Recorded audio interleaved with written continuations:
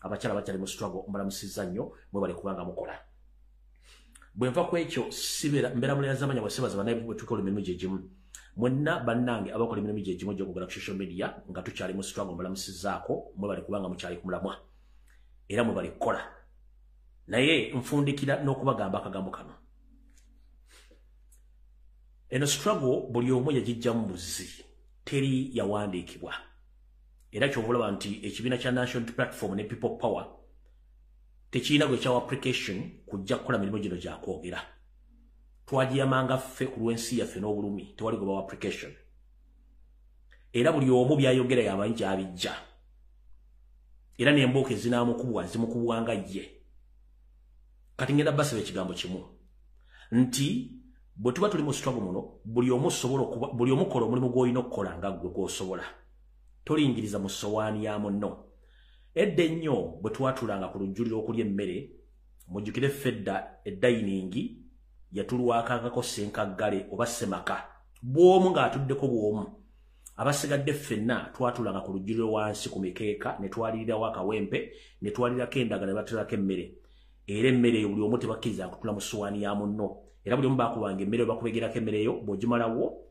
era nga tebatukkiriza kusookamu nva kusookamu nnyama kati njera bategeeza mwenna ba bloggers ba National Platform ne People Power tuli mu struggle nga tewali gwe baawandiika buli omu yereeta yekka ku lw'okwagala ensi ye ngenda basaba goba okola videos zikole ng'ozikola ku lulwo ne byoyogera nga bibyo totunuulira mu sowaani ya muntu mulala yenna kyakola. Concentrate on your life, concentrate on what you are doing. Don't concentrate and don't attack anyone. Kubanga nchiddamu ekibiina kya National Platform tekirina muntu yenna gwe kyawandika ku social media kujja kwogera bigambo bino. Tubiyogera ku lw'obulimu bw'eggwanga, tubiyogera okukuuma omukulembeze waffe, tubiyogera okulabisa Museveni n'okulabisa enfuga embi. That's the fact.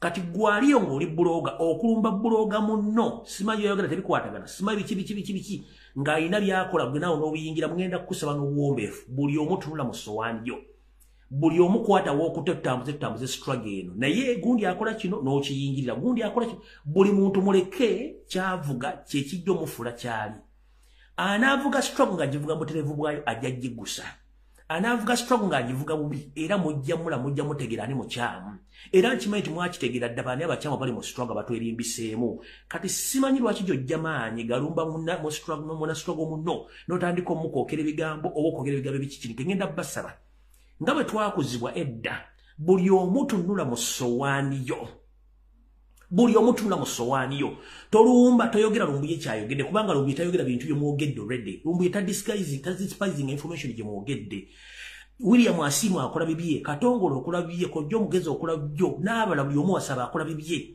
kati gwate bw'ovenda otandika okuyingira ebintu masaba byakola oyo bya Katongole byakola oyo bya William Asimu byakola oyo bya Bato byakola ng'omuvumirira oba ng'obirinyira kiba kitegeeza nti olina gwe ky'okola ky'osindikiriza ky'okolera buli muntu yima olubimbi lwo oluguse ku lwonga gwe kubanga tewali we twakola application yonna nga tuwandiikibwa tugenda kwogera bigambo bino ku lwa National Platform no tubyogera nga bannayuganda abalina obuvunaanyizibwa ku lw'ensi yaffe abaagala enkyukakyuka ekiseera ky'okwerumba mu kiveemu temulumbagana bannammwe buli omukola ky'olina okukola nkiddamu buli omu kwata essimu yo teekako data yo kozesa omutwe gwo information gy'ofuna ogipaasinga eri abantu bakooye okuwulira endooliito gundi ayomba na gundi ne bw'ayombesa tamuddamu abantu babikooye beetaaga okuwulira ekigambo ekyogera ku Museveni ku nkyukakyuka okutulugunya n'okuwamba abantu mulekeraawo okuwalampa bannammwe oyina essimu yo ekikuteekesaako live ng'olina byozza okwogera so si kwogera ku muntu ate ali mu National Platform People Power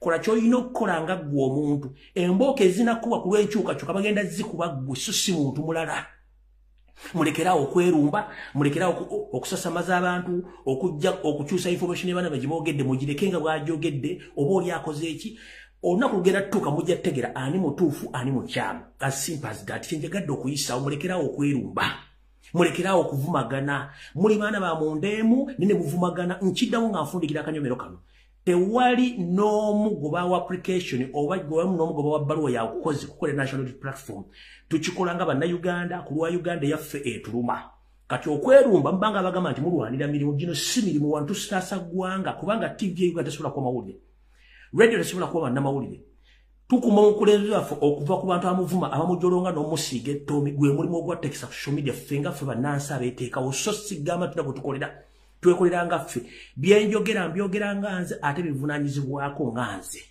n'omuntu omulala yenna akola live abyogera nga ye ate bivunaanyizibwako nga ye mulekerawo entalo okujja nga mwina bemukolera okwerumba kibi era mu kikomi nfundikiddeawo ngenze ku kalowoozo ka leero n'ekigula LUJJI then tuleka tugende ku information eyatuleese.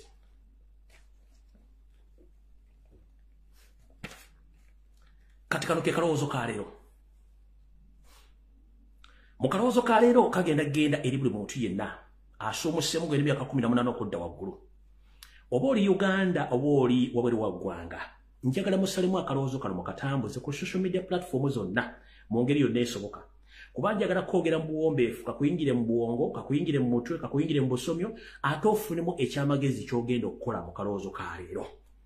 Akalowoozo ka leero kava ku ki oba kasinzidde ku ki? Kasinzidde ku nsonga za bulijjo ze tuyitamu ng'abantu. Mujjukire nti omuntu mu butonde okula ate okadduwa. Ate ffenna bwe tumala okula tubaako gye tulina okuwummulira. Naye ate bw'obanga tewateeka gye wawummulira kiba kitegeeza kikyamu nnyo. Abantu abasinga obungi abakwata ku luguudo lw'e Masaka mulaba nga lukwatiridde okuva ku lunaku olwokutaano akawungeezi ate mpaka ku Lwasande akawungeezi ne lukwatirira ate ng'oludda e Kampala. Kitegeeza ki? Nti bano abantu balina mu kye babasinza kye mutayagala kutegeera kati kyenjala bategeeza. Mbasaba mwenna nsaba buli muntu yenna oba oli munnayuganda oba toli munnayuganda ng'oli mu Uganda n'okusinzira ddala bannayuganda oli gino kana akalowoozo kammwe akaleero. Mbasaba buli muntu yenna afuna ku ssente oba afuna ku nsimbi ng'oli mu kibuga Kampala nga wava ewammwe nkutegeeza bwe nti teri walanga wammwe ate era teri agenda kulaakulanya wammwe gw'olina okwekulaakulanyiza ewammwe. Ebiseera bingi ffenna tugenda twekuuma mu kibuga ne tudda omwo ne tuzimba mu kibuga ne tukola buli kimu kye twagala ne tukola effujjo. Naye olunaku lutuuka nga Katonda Allah akujjuludde balina okukuzza ewammwe, bagenda okukuzza ewammwe nga newammwe basaawa obusawo obw'okuteeka nga n'emmere gye banaafumba okuwa abantu abazze okuwerekerako teriiko nga newamu tewaliwo na nnyumba. Ekintu ekyo kiswaza nnyo. Ngenda kukusaba omugenzi Erimaani Basudde yayimba oluyimba tuli babikukkuluma Kampala akyatusika twerabidde nnyo gye twava ne tudda mu kibuga okusiisiira nga kalooli. Kati mwana mulezi ngenda kutegeeza nti ekibuga essaawa yonna kisobola okukulema oba okwokya ewammwe osobola okuddayo n'obanga osobola okukola ebintu nga tewali akwebuuzizzaako.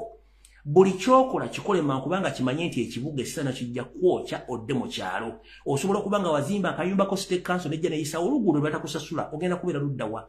Kitegeeza nti olina kudda wammwe mu kyalo. Njagala mutegekere obukadde bwammwe, mutegekere embeera zammwe eza bulijjo mukimanyi nti embeera esobola okukyuka. Tutandise tutya mu kalowoozo ka leero. Gwe buli afuna ensimbi kimanye nti olina okudda wammwe ku butaka ozimbe otegeke. Lwaki otegeka? Embeera tebeera ya lubeerera, embeera ekyukakyuka kye tuyita obulamu bukyuka butya. Olwaliro lubulungi naye ekyoyinza obutabeera bulungi ani agenda okukuyambako? Olwaliro lwemuvubuka gye mujjako ogenda kaddiwa ogenda kaddiira ludda wa? Kansooke nkubuuza ekibuuzo. Nkugambye nti olunaku olwokutaano nga buwungeera oluguudo lw'e Masaka lukwatirira mpaka Lwasande nga bagenda ne badda olw'Essande. Kiki ekibatwalayo? Kwe kugenda okutandika okuzimba ewaabwe, kwe kugenda otandika okukola project ze batadde ewaabwe.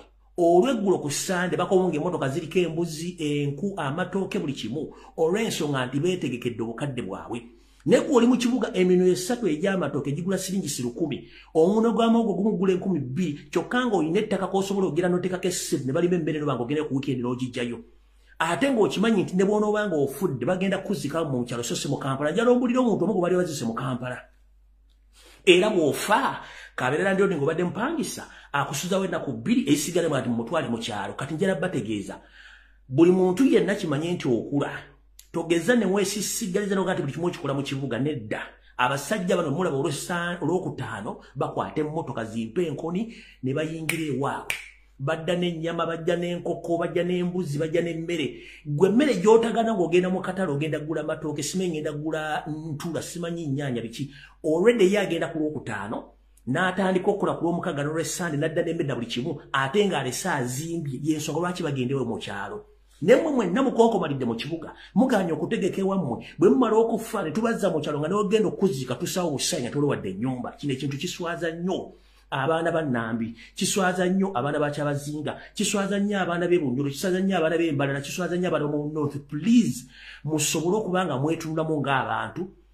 Ne bwogenda mu maserengeta g'ensi ne bwogenda mu bukiikaddyo ewammwe wasigala wewammwe kuba tebyagenda kukulaakulanyizaayo.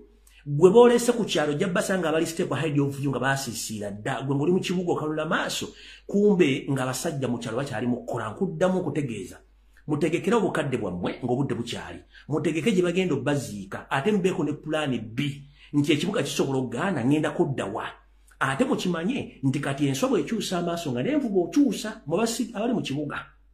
Essaawa n'ekibuga kikwokya ojja kudda mu kyalo. Ekirala tutandika okumanya nti tulina okwerimira emmere yaffe. Emmere mu kibuga ya bbeeyi so nga ate gy'ojja mu kyalo ya layisi nnyo. Ke kalowoozo ka leero gwali eyo wenna ng'okyalowooza mbu ojja kubeera mu kibuga ebbanga lyonna. Yensobola ki nkubuuzizza bw'ofa ng'oli mu kibuga bakuziika mu kibuga? Nedda. Era tukwata baasi ne tukwata lole pick-up taxi baasi ne tukuzzaayo mu kyo tukuziikayo. Naye nga n'emmere gye tugenda okulya mu Lumbuye bagulangule. Lwaki temusobola kudda mu kyalo nga bano bannaffe bakikola? Abagenda ku lw'Emasaka ne bagenda olwokutaano paka ne badda olw'Essande akawungezi ng'emmotoka zikubyeko ebyokulya ne badda mu kibuga ne basiisiira bo nga tebagenze kugula mmere mu gye mulwane mukamusimanyi mu kiwunya simanyi luddawa nga bo emmere bakomyewo nayo. Ke kabadde akalowoozo ka leero njala genda ku Kigula Lujji bulungi nnyo tutandike video. Kati nno mu Kigula Lujji kya leero njagala buli muntu yenna owulirize bulungi nnyo. Era mbatumeddeko mwenna abanyumirwa akanyumiro kana k'Ekigula Lujji. Mwebale kubeerako, mwebale kusharinga information. Sharing a video tugende. Mu Kigula Lujji kya leero kino njadde njagala bannabyobufuzi mubeereko, bannaddini mubeereko, abamanyi byafaayo mubeereko, nammwe abeefuula nti temulaba bigenda mu maaso mu ggwanga mubeere ku Kigula Lujji kya leero kino. Njala kibakke bulungi nnyo buli mwakitegeere.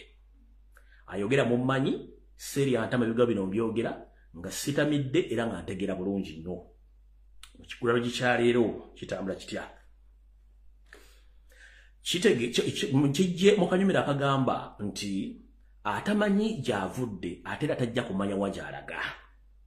Atama ebyafaayo tajja kumanya biki bigendagenda mu maaso. Ebiseera ebisinga ne tuba tuli mu kkooti nga tuwoza emisango. Abalamuzi be mulaba bafutubbala mu ntebe omwo nga beetaddeko biwiigi ebyeru. Agenda okusala omusango ogutiemula yesigama nnyo ku nsala y'omusango omukadde gwe yasoma kuba gwe yawulirako. Butyo naffe njala bategeeza mwenna abaagala enkyukakyuka mu Kigula Lujji kya leero mumpulirize bulungi nnyo. Saagala muntu akyukakyuka munjegeekereza amatu. Uganda ng'eggwanga lyafuna obwetwaze mu mwaka gwa 1962. Kati gy'emyaka 61 egiyiseewo bweddu Uganda gy'eberina egy'obukulu. Nkiddamu.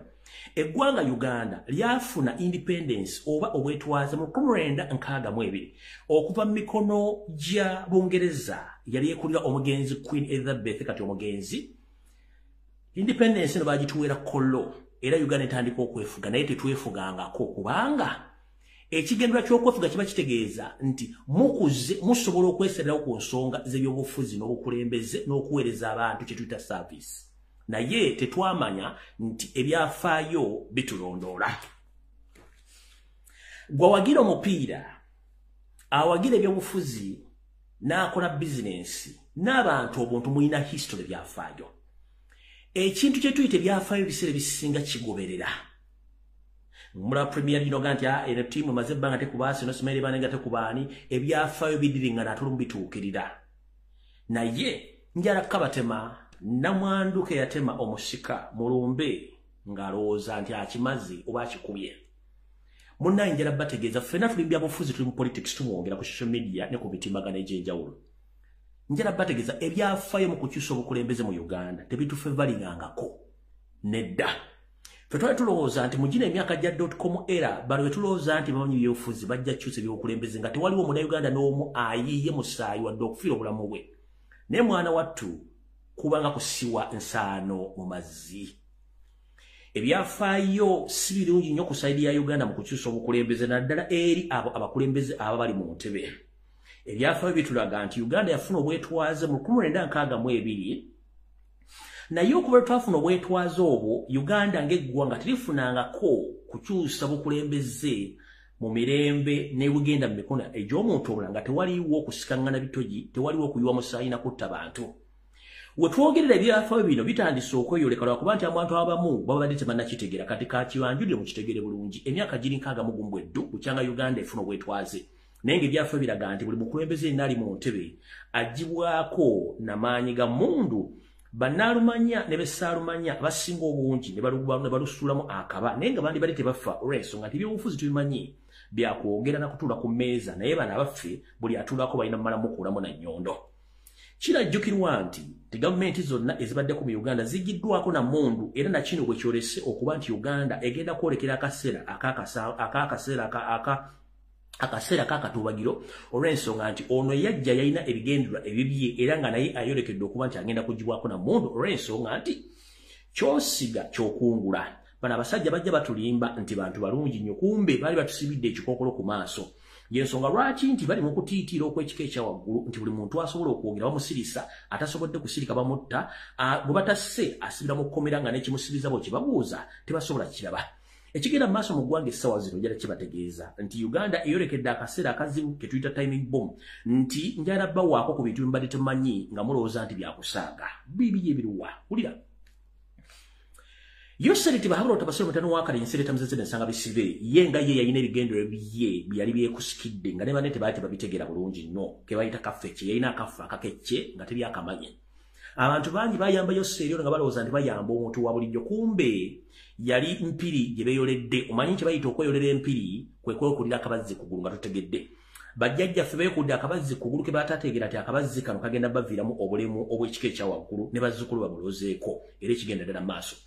Wetwogerera essaawa zino nze nabagamba sidda mu kalulu ka 2026 siriiyo kubanga n'ekigenda okutuukawo nkya sikimanyi naye mmwe mwenna basogumbiza nti mugenda mu kalulu mbasekeredde era nkabatema sigenda kudda mu kalulu kubanga ebyafaayo tebitufavalinga kubeerako mu kalulu kubanga yose yakimanyi abantu bamukoowa. Okumanya mbalete mwena kyemumanyi na kimutegedde kambategeeze kino mukiwulire bulungi nnyo. Ebyafaayo tebifavalinga mukulembeze atudde ku ggwanga Uganda kuvaawo na mirembe ne Museveni bwate bwali.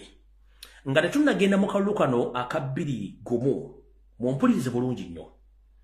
Yoseriti bahabulwa yatuukirirwa abamu ku bannaddiini bannayuganda bannakabala yatuukirirwa ku be tuyita ba historical yatuukirirwa ku be tuyita bannabyabufuzi abo mu Uganda wepo n'abamawanga agamuliraanye n'abo okwetoola Africa n'okwetoola ensi yonna ne bamugamba nti kyandibadde kirungi nnyo eggwanga eryo history waalyo talifevalinga kuba nti obukulembeze bukyuka na mirembe.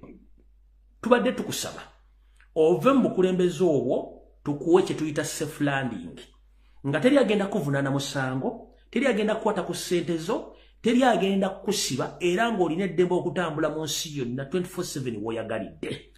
Ne bamubuulira ekirungi ekirimu ekyo ne bamubuulira n'obuzibu obuli mu kweremeza mu buyinza ne bamugamba nti buli kintu ky'oyagala tugenda kikuwa oleke eggwanga Uganda litambule mirembe ng'okyusiza obuyinza.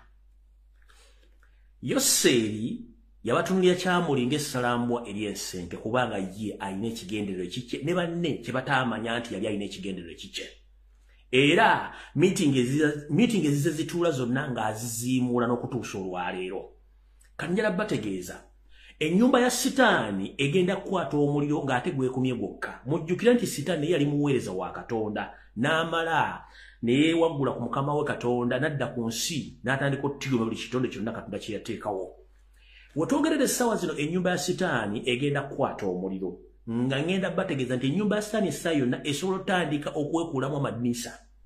Ng'eddinisa alikuddemu ne balitaddewo nga temujja tegeera ni yakuddemu ddinisa mu mirembe kubanga njala bategeeza mu nnyumba ya sitaani Yoseriti bahabula otabasira mutani wakale kyezinaakabinja ke akamalayika enzisi mulimu malayika ezimu ezeekubyemu mu mutima ne zigamba ensi we tulaga si walungi nnyo tusooke tusitemu ekigere emabega tulabe engeri gye tugenda okukwataganamu ensonga zino. Meeting zizze zituula nga bategeeza Yoseri nti munnange eggwanga weriraga tetumanyiiwo twandibadde tukola ekintu ky'obugezi ne tukwata obukulembeze ntubuddiza bannayuganda era ensi n'etambula. oluva mu meeting butyo Yoseri ng'atuuza ka family ke ne bazzukulu be nga baga tetulina gye tulaga. Era meeting eyasembayo ko waliwo omukulu omu era nga ye aludde nnyo mu by'amagye yamugamba omanyi nti obuyinza buno tudde tutuule nabo opposition tudraftinga ebiwandiiko ebiraga ku lw'eggwanga tugenda kuzzaawo enfuga ey'amateeka n'ebiragiro ffe tuva mu buyinza tubukwasa bannayuganda. Omwami ono yagamba Yoseri mu meeting emirundi ebiri. Yoseri n'abagamba nti bwe tuva mu buyinza tugenda kufuna obuzibu. Yensonga lwaki ndeese mutabani wange ono nti wabaawo kyonna tusigala tukyalina safety ey'okukola ki ey'okuba tulina obuyinza n'okukuuma ebintu byaffe. Abaami bano ne bava mu meeting ezo nga si basanyufu. Ekyaddako ne batola order omutamiivu atandika okunoonya buli muntu ssekinnoomu yenna ayina endowooza egamba nti obuyinza tubuddize bannannyiniwo nga nena bugisimufungize. Kati njala bategeeza ennyumba ya sitaani eriyo abatandise ogagala ogikulamu endabiwamu n'amadinisa nga bagamba nti tetugenda genda mu kavuyo kali ak'abakulembeze abalala ke bagenderamu. Kati buli omu atandise okuyigga munne. Eyo information ngenda gikumya kubanga saagala giwanvuya mu nyumba ya sitaani kasitoga nti gundi sitaani gundi ate gundi akunoonya n'akabazi tebiba birungi. Kati mwe mulinde gye bujja katono. Ekintu kitokota si kisaanikire. Mulimu amadinisa ge bagenda okujja mu nju z'abantu basule eddinisa awo eddinisa ly'omuntu eddene nga ligudde. Naye ng'ekigenda okuba nga ekisudde eddinisa eryo kwe kuba nti ebyafeyo tebikkiriziganya na Uganda mu byabufuzi okunoonya obululu byonna byakiyita mu lujja.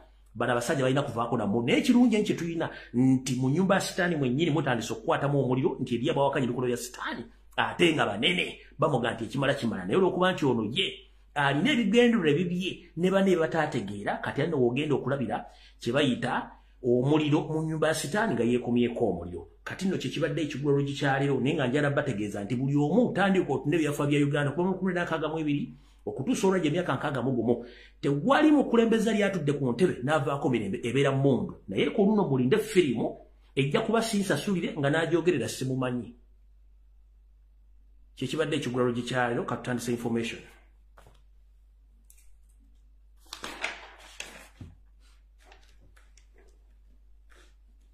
Okusookera ddala njala bategeeza bannayuganda nti emirimu gino gye tukola gya bwannakyewa ate si byangu girimu okusomoozebwa kungi.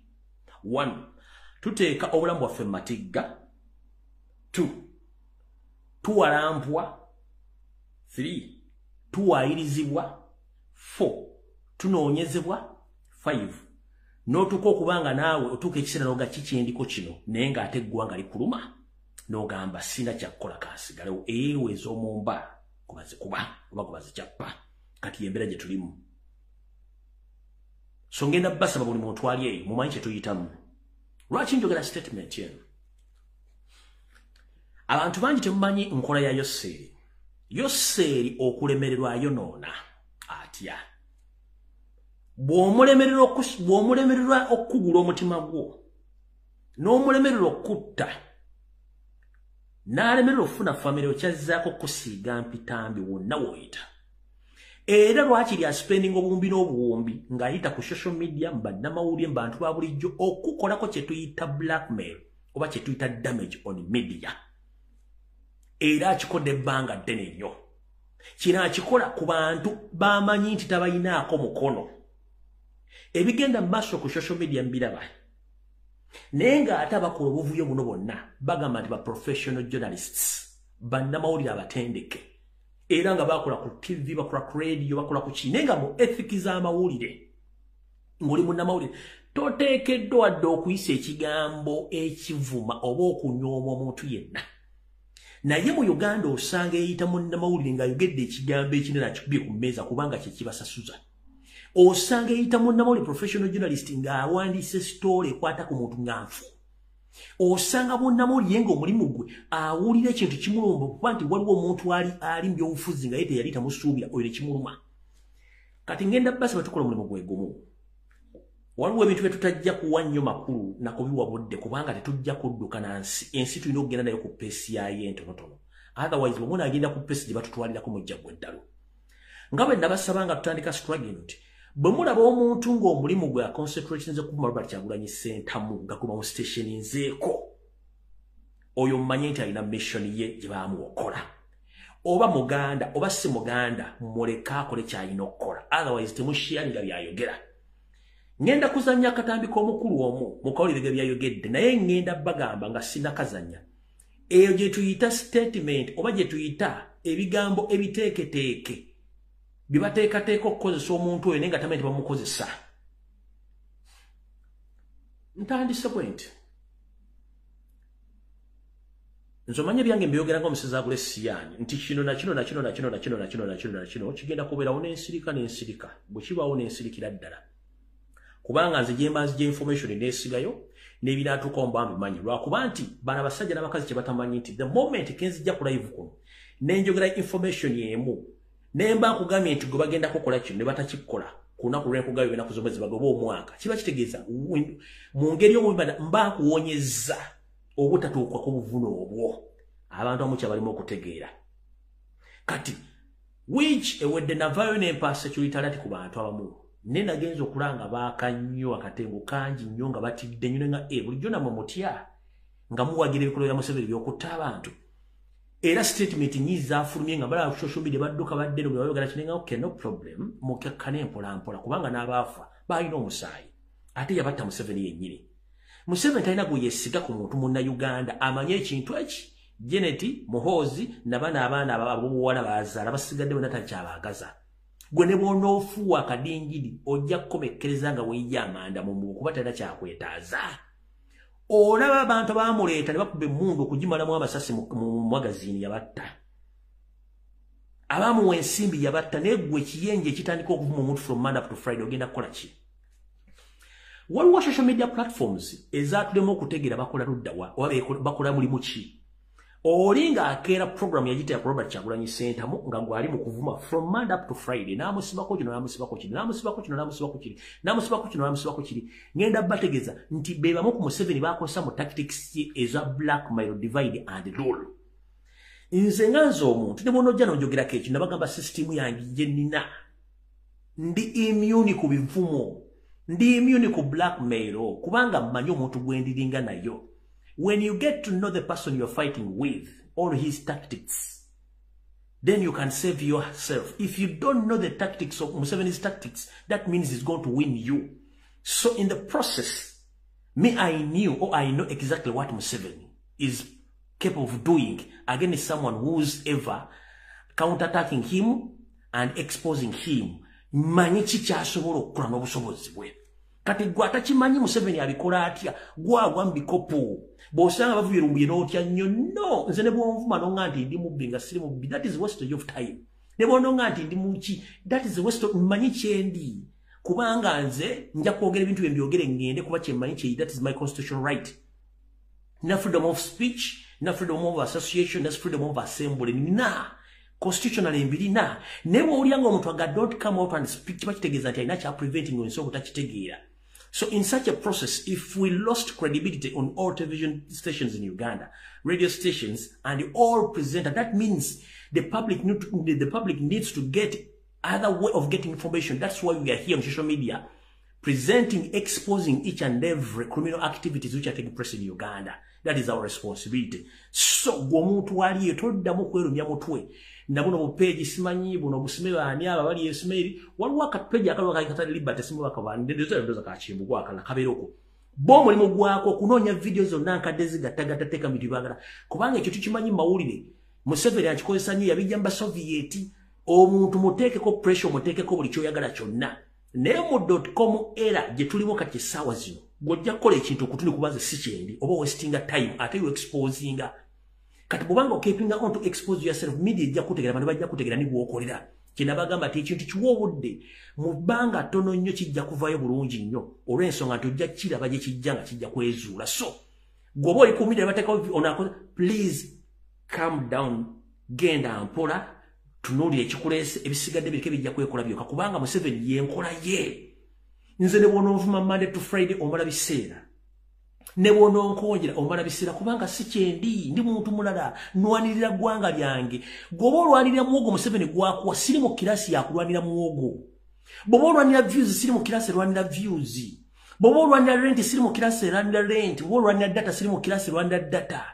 Okitegeera siri mu kirasi yakubira simu nti kino kyogere kino tokyogera. The moment you accept to be controlled that someone calls you kino kyogere kino tokyogera tekayo kino tokyogera kitegeeza tosobola kuyimirirawo ng'omuntu independent oyina okuyimirira ku lwo ng'okozesa omuntu wego teri akubira simu kuga nti yogere ekigambo kino. And you must be responsible for each and every information you're giving out on social media because you own the information. And let people take it or leave it. Whoever doesn't accept your information, please leave them. They will suffer.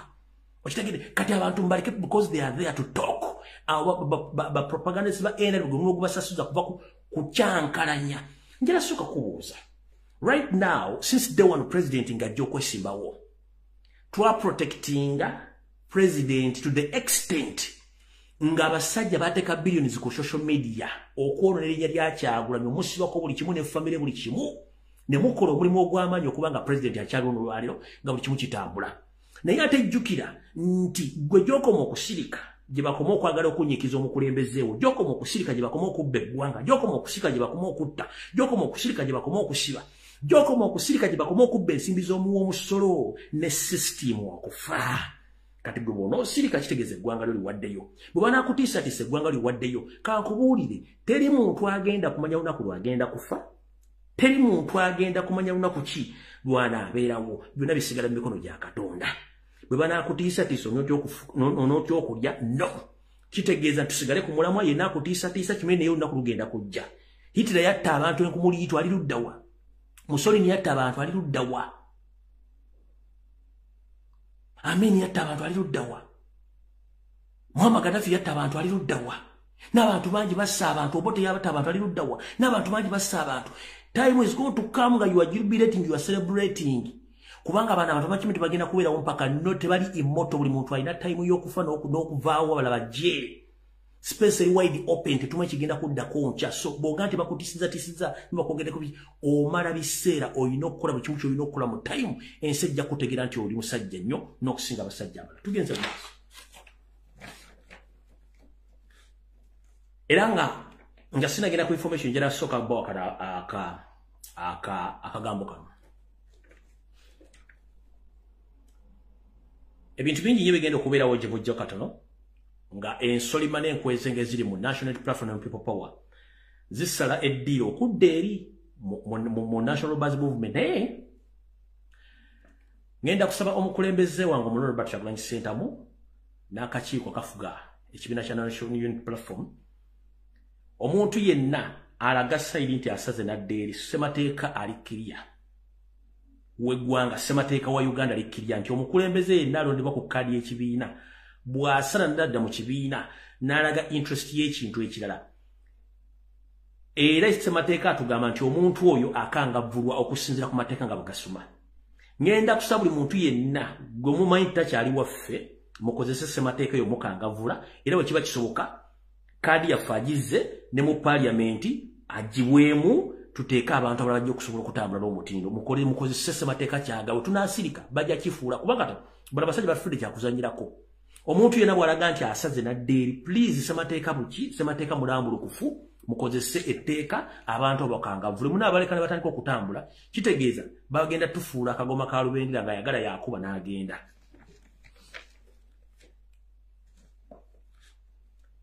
Mbadde ku social media kuno nga ntunula ebintu bingi bigenda mu maaso mu ggwanga ekisookera ddala. Nabagambye ekintu ky'emmundu ne babulira nti emmundu tegenda kusirika kati, bagenda gikozesa nga ekimu ku bubonero obutiisatiisa bannayuganda nti Uganda teri safe.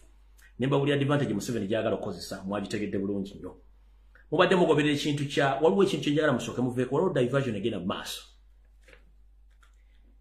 Waliwo court sessions oba hearing ezigenda mu maaso naye nga bazikozesa nga diversion ku media. For the first time mu Ugandan history, ng'oggyeko keesi ya Dr. Kizza Besigye gye bali baga nti yaraping omukazi, naye kooti erimu omusango n'omuvubuka gwe baga nti yatta Naggirinya. Tekyali kooti, nkiddamu tekyali kooti. Bagikozesanga okudivertinga media okuba nti abantu badda ku kintu ekyo. Njagala mbasaba nnyo omusango gwa Naggirinya muleme guwa media attention naddala abantu b'enkyukakyuka, temudda musharinga kintu social media. Bakikozesanga okudivertinga abantu. Mu kooti omuntu alina obuyinza mu kooti yabeera omulamuzi yakuwa time okwogera ate akuwa okusinziira ku kiki kyagala amanye naye omuvubuka gwe bavunaana ali free nnyo asaba amazzi asaba ssente atuuka n'okubuuza omulamuzi n'abuuza baloyo ng'ekintu alinga kifudde eky'omuzannyo ne mu kkomera akolera ku komedi ye buli kimu kyonna kyagala n'akikola njala kitege omusango gwe gubanga gye guli tujja kumanya entandika yagwo n'enkomerero ne ekintu ekyo mukiveeko mu lwekiwa media attention kubanga bakikozesa ku diverting abantu kubajja ku tension kubanga mbagambye nti mumuveeko temusharinga kintu kyonna kikwatagana ku musago gwa Nagirinya muguleke oyo mvubuka mukozesanga ku capturing media kubuzaabuza abantu teriyo mu kooti gye mmanyi mu Uganda ng'omusibe asobola okubeera ne audacity oba amaanyi agasinga n'omulamuzi ng'ayogera tekiriyo oyo comedy store mu Uganda teri muntu asinga mulamuzi ola mu kooti essimu yondo ogirabiddeko neevugira mu kooti basobola okutwala mu kaguli ne bakuteekayo ewiiki eruzira mu kooti n'osekera wotalina kusekera bakusibirawo bakutwalirawo naye omusajja alina amaanyi n'agasinga n'ag'omulamuzi okwogera n'okuba nti abuuza ebibuuzo ebitasaanidde nga kubanga ali ku murder case tosobola kuba nti osobola okuba nga oyogerako otyo no kubanga oli baba bakola investigations nga bayita buyisi musango kumanya kiki ekigenda kuddako ne bamuleeta oyo omusimeyegeyeka animal kasolo please muve ku information ekwata kasolo ne court session zaayo mugire oyo comedy just baagala kuyisaawo ki kuyisaawo bintu byabwe na kukola ki na kubuzaabuza ggwanga kati tugenze ku nsonga eno nabagamba ku Lwosande ne mbagamba nti omuvubuka wa poliisi ono yali ku mission so sinti ye yakikolanga ye nabagamba state esobola okukozesa omuntu n'akola ekintu state kennyini ne covering up kituto covering up bwe navaayo ne nkola analysis ku story y'omuvubuka oyo ng'amaze okuba omusajja amasasi omwogezi wa poliisi mukulu Patrick Onyango n'aga nti muvubuka alimu akajabangu era muguwa ddalu ne nkola analysis ne mbabulya buli kimu immediately the day after and ku Monday ne bakyusa statement ate bakyuzidde omuvubuka simulalu ekyo tekiggwa kati wano wali okulira okukomba essowaani ekisokera ddala njala kubuuza yo sente bahabulwa ne gavumenti y'enfu tukimanyi nti poliisi amagye military nabano bonna aba security omuntu yenna ng'akwata ekisi bwazza omusango atwalibwa mu military court gy'atwalibwa Makindye abaana ba national platform abatalina musango bemuteeka mu military court e Makindye nga talina wadde underwear y'amagye kebere uniform kebere kiki nga talina ne mbateeka military court omuvubuka ono wa police eyakubye omuyindi amasasi kiki ekyabatenegudde ne mutwala mu civilian court ng'ate yakozesa mundu ng'ate mundu omuntu yena akwate mundu alina twali mu military court tugambe nti olumu muyiika windows ne mwerabira kye mulina okukola oba muli awo ku confusing abantu babuzaabuza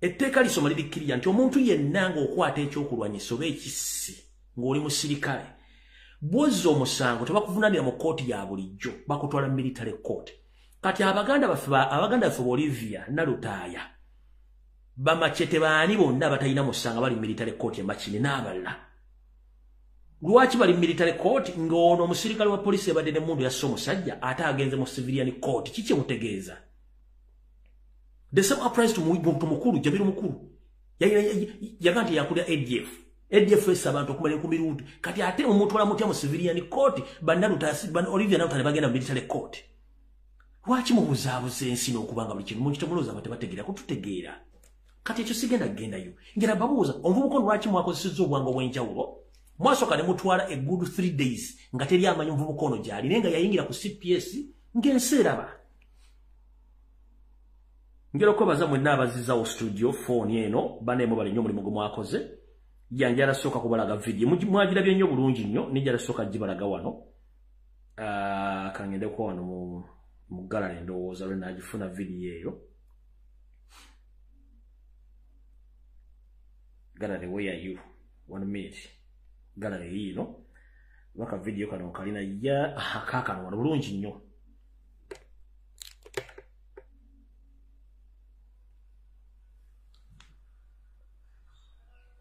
uyo omusirikale ayingidde uyo nnyo ayingire n'empapula z'agenze kitutte ennaku eziwerako ng'omuvubuka oyo teri amanyi nti mukwate oba si mukwate ne after like ennaku eziwerako nemutandika ga muguwaddalu kati ogw'omuguwaddalu mwagumuggyeko mujjukire the moment statement yekolebwa ebitongole by'okwenda yebeera final don't need to change any statement kitegeeza nti ekintu kino kyali well plan okusinziira ku statement zeefunye ne sources ez'enjawulo njala tegeeza public ne bannayuganda omuvubuka ono yasindikiddwa ku mulimu omutongole gwabadde gutya waliwo babe ba parliament abeewula ku muyindi oyo ensimbi waliwo abakungu mu gavumenti abeewula ku musajja oyo ensimbi eryo n'abantu obuntu ba individual abaliwula ku musajja oyo ensimbi kati ensimbi zibadde zibafuukidde ensimbi nga tebasosozizzaayo omusajja ono ekyamussiza zaabadde ensimbi ze zezaamussiza era yabadde assassination plot kubanga bwewetegereza akatambi kali nga bwe kaafuluma omusajja ono bw'obanga wabadde n'obusungu obukuba omuntu amasasi tuddamu ku analyze nga tugere ku information yandeese kaakano bw'obanga in fact wano omuntu yadde amutudde njala mwetegereza omuntu yadde amutudde mabega ate kubanga yabadde kollegiwo okujja okonfaminga nti mission yagituukiriza kubanga enziruka gyaddusemu si enziruka y'abantu abalala gye bafulumyemu kati tosobola kuŋŋa nti gwabadde omuntu wamukubya amasasi ate nodda sekenda n'omukuba amasasi omumaliriza kikiwadde oli mission yabadde etya mwetegereze omusajja yabadde atudde ng'ali mu jini ne t-shirt ya black yabadde atudde mabega wono omusirikale alabika mu ku bantu abadde mu lukutu confirm nti gali bakoze eki oba onatuukiriza ekikolwa mwetegereza akatambi keeko mwetegereze nnyo gaya ali mu t-shirt ya black ne jean omulabo atudde ng'ali comfortable nnyo gaya agenda coaching emundu agi coachinga ye tekiyafaayo olaba ono omuwala n'abala baddukirawo ono gaya yena asigalawo alina akasayo era n'amukwata ku mukono era yadduka lasti kyenjagadde mwanalazinga evidiyo eno mu kusooka kati amala okutta omuntu kiba kitegeeza nti bw'abanga mission yali tayagala konfaminga muntu yafu yali talina kudda naye yakomawo kuba tewali wuuyo akomyewo to confirm and to finalize kiyakoze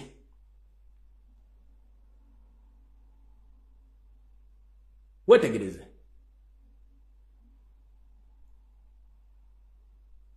naddamu nabba omusajja amasasi namuba amasasi to confirm nti afudde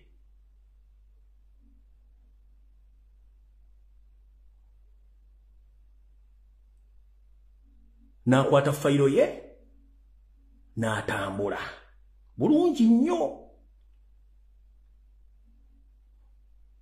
ate ne kopi y'empapula ezimu yazireka kameeza kali akasooka ndozamula kopi ezimu yazireka kameeza kali akasookerawo kati kambaddireyo katono nnyo njala nkola analysis eno nga mutegedde njala mwetegereze omusajja yali atudde bwega w'omusajja ono civilian yenna kabeere musirikale kasitawulira nga bagudde seefu y'emmundu nkiddamu civilian yenna kabeere musirikale nga mutendeke the moment kasitawulira nti omusirikale agudde seefu y'emmundu teri asobola kuyimirira waawo kyobula nti omuwala oli ye yaddukirawo naye ono gaya muli mabega yajjawo obuvumu ng'emmundu bagikookingidde ku mabega we muliko mutega nti yali mission sadida bino tebasobola bibega ku TV ze Uganda mutunule bulungi nnyo mwetegereza akatambi kano mwetegereze gayo yali mu mpale ya mu jini boogera yali comfortable nnyo gaya kati agenda coaching naji coachinga omuwala yasooka tunuli omuwala yamanyirawo omuwala olwawulira nga omuvubuka omusirikale akookinze mundu yo omuwala yaddukirawo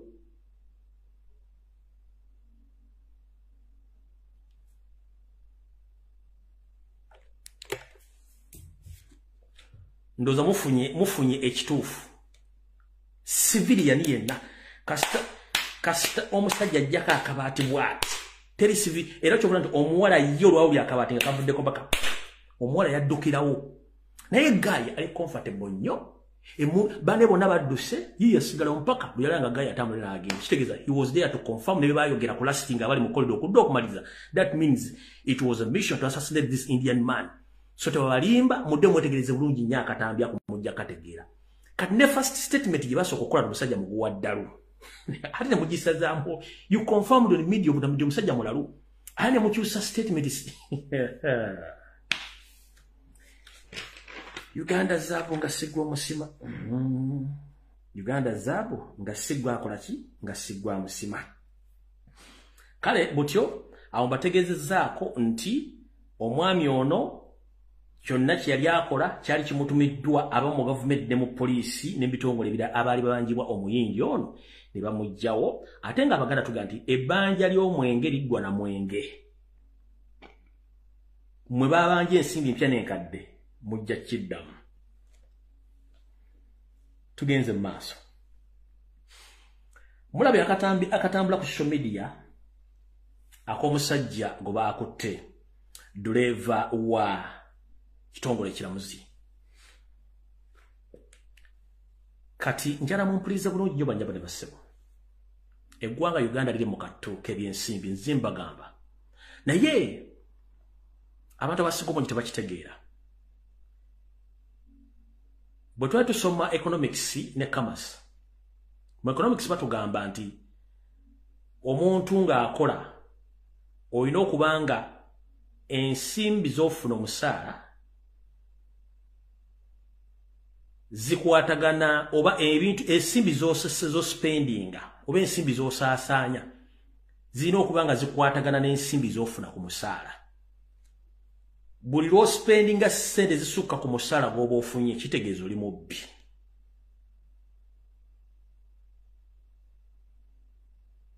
Kati mu Uganda abantu abasinga obungi obulamu buli ku calculator babala bubale. Tulagawa. Ngenda kusaba ekitongole ekiramuzi nga nenda bugisimufungize ngenda be exposinga mu dakika nga 5. Naye ate si ku kitongole ekiramuzi kyonna. Buli muntu yena wangu manyi okozesa omuntu. A human being atokozesa mbwa oba robot. Zuku ku obwongo bwo weetegereze ate njagala muteekinge kino ekintu as a serious note. Omuntu bw'akusiriikirira n'atayogera abeera more dangerous than omuntu ayogedde. Nkiddamu omuntu yenna bw'akusiriikirira n'atayogera nga naye naawe okiraba nti omunyigiriza abeera more venom oba abeera more dangerous. Kati mwenna abakozi ba gavumenti n'abakola mu public office oba bakola mu private sectors ng'olina omukozi gw'okozesa naye nga naawe okimanyi ensimbi z'omuwaza ntono nnyo nga tayogera. Omuntu oyo bw'ayogera please muwulirize tomugulako lutalo tomugoba kubanga eri abatayogera. N'asalawo akole ekintu akikole company oba akikole boss oba akikole supervisor oba manager. Nkiddamu omuntu yenna bw'abanga anyigirizibwa n'atayogera kibeera kya bulabe nnyo eri omuntu amukosa oba amutwala. Kabeere mukazi waka kabeere baana ng'obacunya tobakkiriza kwogera kyekivamu abaana okupaluka ne bagenda ku street. Abakazi ne banoba n'osigala mu maka ng'osigaddemu ng'ekiyuyo. The moment you oppress people ne batasobola ku exposinga feelings zaabwe eri abantu ekyo kiba kibi nnyo. Kati mwenna abakozi ba gavumenti n'abantu mwenna basikinomu bakozesa abantu kimanye nti omukozi wo bw'avaayo n'ayogera ekigambo tokitwala bubi. Ekizibu kye tulina bannayuganda amazima gatukaayira omuntu bw'agamba ekigambo owulira ng'akuvumye naye oli mukozi alina obulumi ku mutima. Ensonga lwaki abakozi abamu batta abaana baboosi baabwe oba bawo obuto baliisa akakanja kisimuka ku boosi yennyini okujja ng'omukozi alina ekizibu. Omukozi w'ewaka okucunya omwana oba okucunya abantu bonna ewaka akiva ku boosi engeri gy'amuyisaamu okujjako nga ye omukozi alina ekizibu mentally sick oba alina empisa embi. N'abakozi mu kampuni okubba kampuni basinzira ku ekyo kyennyini ekiba kibayisiddwamu ki ekibayisiddwamu ku kampuni nga tebakimanyi. Kati Justice Department mu Uganda ne government mukimanye nti eri abantu bangi abali oppressed batafuna na misaala naye nga ate giri design okubanga gibaweebwa ekintu ekyo kibi. Ngenda kusaba Chief Justice ne siga eddamuzi mwenna mufe ku bakozi bonna abali wansi bemutwala okukozesa kubanga kuna akanyomonyomo kasusse. Omuvubuka ono bwe yavuddeyo okwogera yali presentinze abantu bangi nnyo abatasobola kwogera and he is a hero. Omusajja oyo muzira nnyo kubanga abasinga obungi mubba amafuta g'emmotoka Emmotoka muzikolamu ebintu bikyamu n'okuba nti oluwenguzi tebusobola kuggwa mu kitongole kiramuzi kubanga abaana bano bafuna ssente ntono. Ngenda bba wa information eno mugenda kutya wano wenjagala yamwe n'abaana bali mu Saudi Arabia, Dubai n'abali mu diaspora mugenda kuwulira ekintu kino mugenda kutya. Era mutegere gye muli nti mutuule temwenyeenya. Wuliriza bulungi nnyo teweenyeenya. Omuvubuka y'ono aba mwadde bondi n'avaayo bamuvunaana okwogera. Naye Chief Justice oba omulamuzi yenna ali ku ddala erya waggulu njala kubuuza ekibuuzo kimu. Singa omuvubuka ono teyavuddeyo kwogera n'akera ku makya n'akukima ku mansholiyo n'akuteeka mu mmotoka ng'alina obusungu ku mutima n'akwata emmotoka eno ng'akutwala ku kooti n'asanga tuleera n'agiyingira tuleera ate ng'avugira ye asobola okuwugula sayidi ye n'akwata emmotoka n'agikuba mu tuleera naye ng'ekikimukubisa mu tuleera bwe busungu buli nti mubawa ssente ntono obadde ogenda kikolera ki?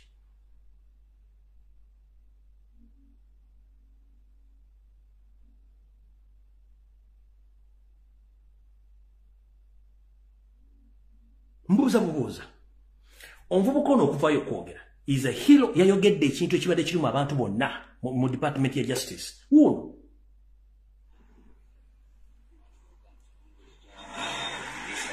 asooka enjizeeyo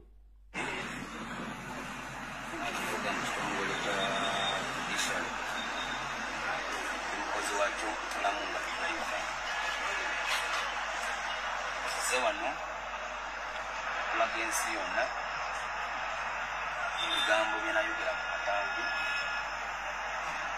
nakwogera katambi akonga ndi mulamu ate era saakatayika mu bamawulire TV BBS oba waati mu katambi nakasukuma ku foramu yaffe eya judiciary nakateekayo ow'omutima omubi oba yawulira nga kyenjogera kituufu nayagala kifulumya tusansabe mu mawulire kyemanyi nti kazuukira waffe. So, nsaba era neeyanza abantu abambeereddewo mbeera gye mbaddemu ennaku zino okukomera kyonna kyonna kye mukoze nkyeyanza naye ng'amazima gali nti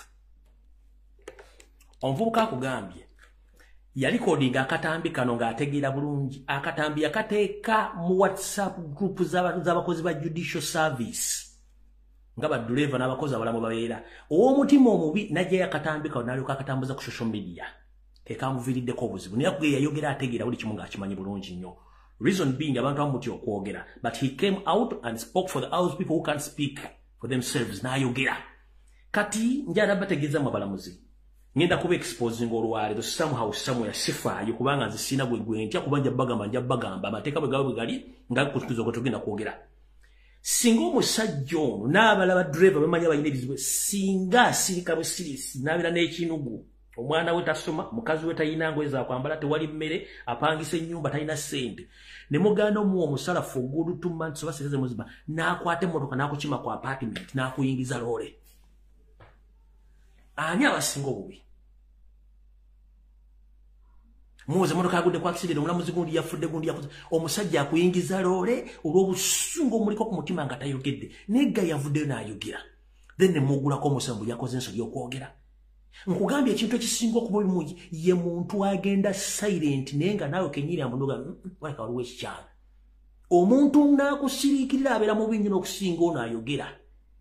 Kati Museveni gezaako nnyo okuziba media ng'olaga n'abantu okwogera ekinaddako mujja kitegeera kati mwe Chief Justice nammwe abakola mu judicial system bano abasajja ono mwandibadde mumwogera n'omusala naye ekiswaza muwulire ekigenda mu maaso tutandise bwe tuti mu information eyo.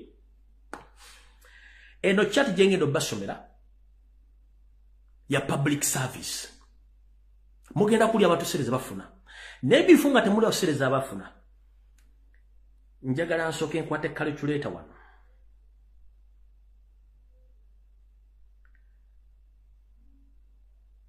nga ntandikira ku bantu bana abasajja bano n'abakazi abakola mu judicial service mugenda kutya calculator yange eruddawa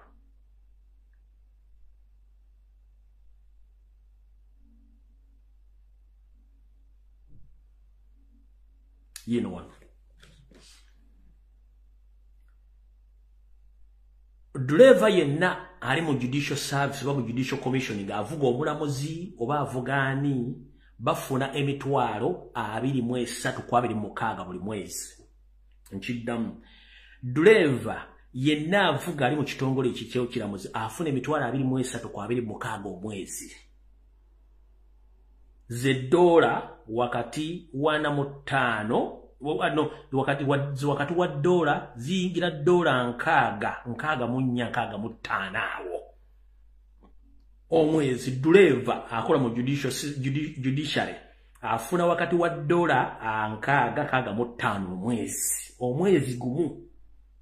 Kati waliwo kye tuyita monthly salary ze sente z'omwezi. Kati waliwo kye tuyita annually ze nsimbi z'ofuna nti nfuna emitwalo 23 omwezi. N'ozikubisaamu omwaka gy'emyezi 12. Kati ofuna emitwalo 23 omwezi nga driver. Kati ezo sente bazikubisaamu emirundi 12 gy'emyezi 12 times 12.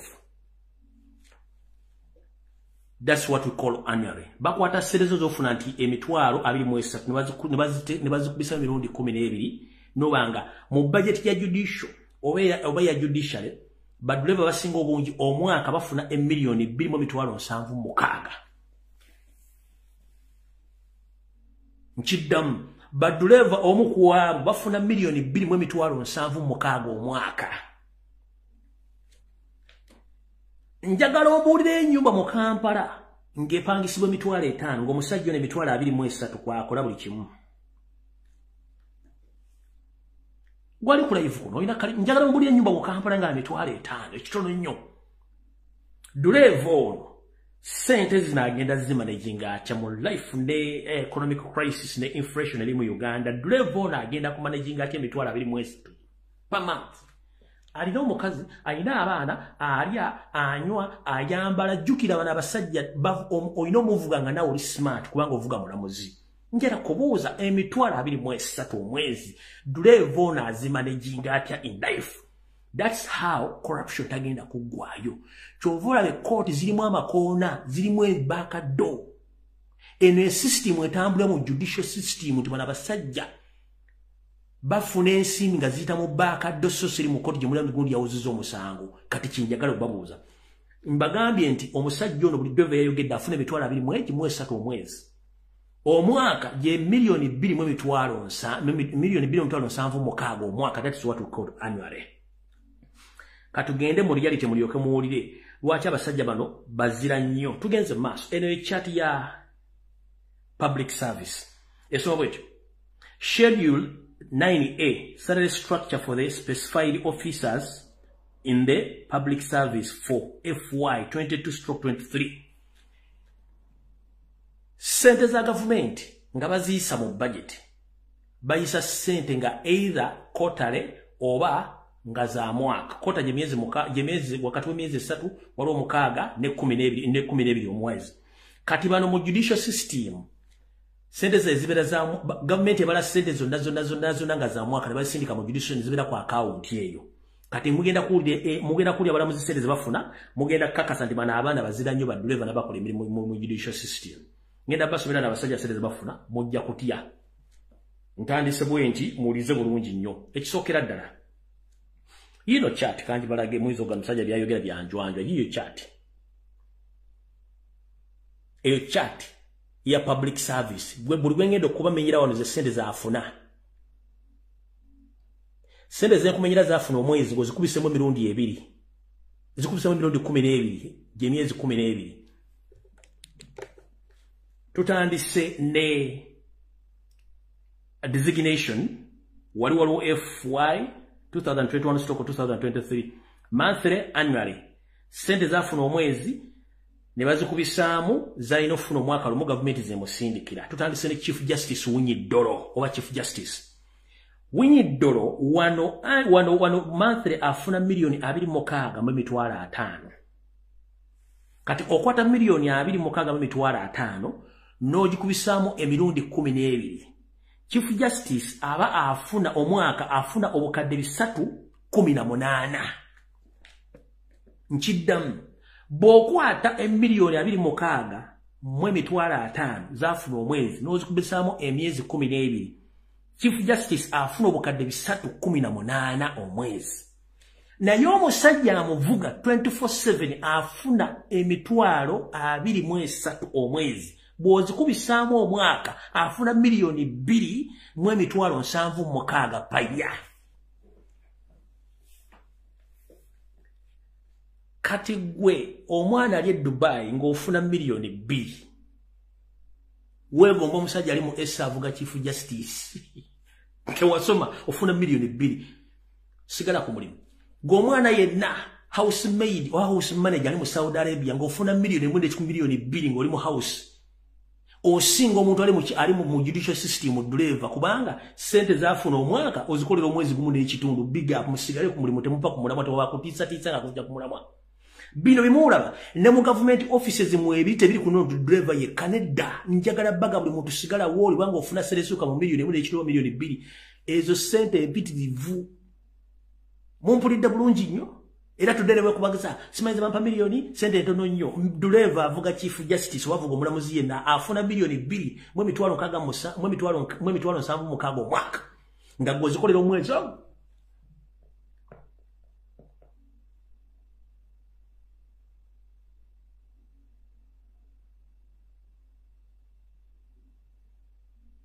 Chovula babba mafuta bakola buli kimu. Oyo bwadde Chief Justice. Tugenze ku Deputy Chief Justice afuna $2.5 omwezi. Times 12 afuna $3. Tugenze ku Principal Judge afuna $2.4. Annually afuna $2.8. Tugenze ku Justice of Supreme Court afuna $2.3 mu emitwalo 5. Annually ze $2.8. Tugenze ku Judge of High Court afuna $2.2 mu emitwalo 5. Omwaka afuna $2.7. Tugenze ku Auditor General afuna $3 afuna $3.6 mu emitwalo 10. Annually afuna $3 mu emitwalo 6. Afuna $3.6 mu emitwalo 10. Annually afuna $2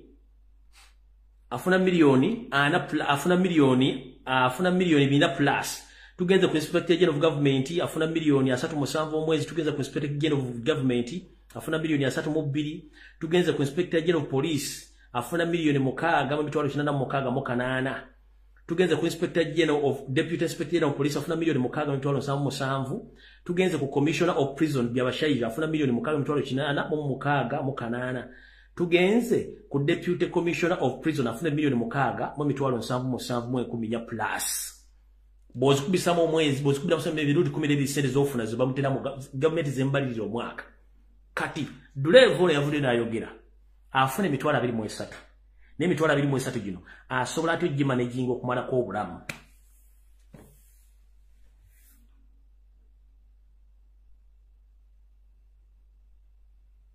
Kati bwe kirine mu police, bwe kirine mu majje, bwe kirine ewalala, muli abantu kola mu government naye nga bw'obabuuza sente gye bazijja tasobola kukubuulirayo. Kyobola police kuba abantu embooko n'eyagala obattamu omuntu. Kati awo tuvuddewo tugenda mpola mpola. Chief Justice Winyi Dolo wabba akalulu kaffe era n'olangirirayo seeri ku mudumu gw'emmundu. Era n'ovayo n'ogamba nti bye twayogedde byanjwanjo ojja kusiba omuntu nga talina evidence. We had evidence because even yourself plus the chairman of the commission oli omusajja bali n'amanyi nagerabira yavaayo n'akola final conclusion ez'okubalansinga obulunga bwasuka mu 100 muli babbi mwembi. Kati recently mwagezaako okusenda parliament ne government babongeza omusaala babongeza ensako sente n'ensako okuva mu government ne parliament sente zaali mpitirivu nnyo.